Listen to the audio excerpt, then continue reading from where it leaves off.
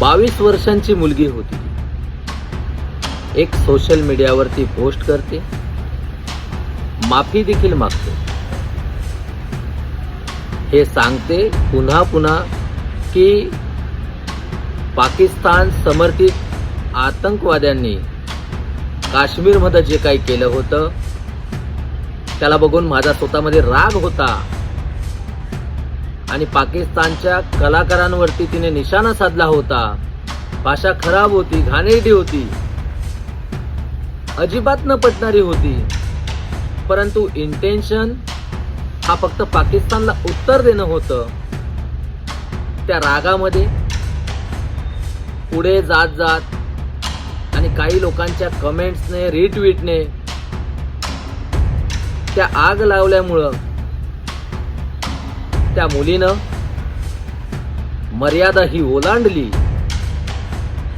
आतंकवाद, कट्टरपंथ याच्या पुढे जाऊन तिने पैगंबर मोहम्मद यांच्यावरती टीका केली, टिप्पणी केली, जी नाही केली पाहिजे. धार्मिक भावनांना ठेच पोहोचली.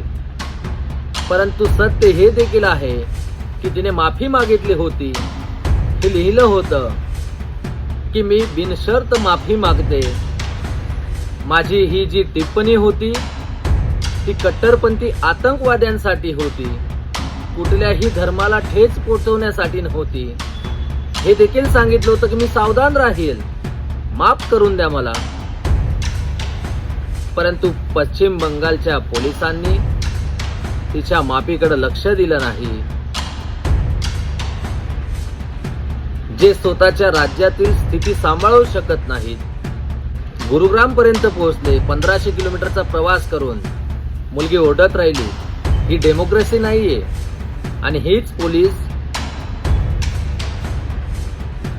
त्याच मुलीला जे लोक रेपची धमकी देत होते, जे सर तन से जुदा करण्याची धमकी देत आहेत, जे जिवंत जाळण्याची धमकी देत आहेत, ज्यांच्या सोशल मीडियावरती पोस्ट भरून पडल्या आहेत, नावं देखील समोर आहेत, त्याच्यावरती संपूर्णपणे शांत आहे.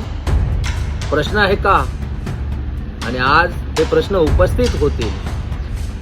शर्मिष्ठाला ज्या पद्धतीने अटक केली,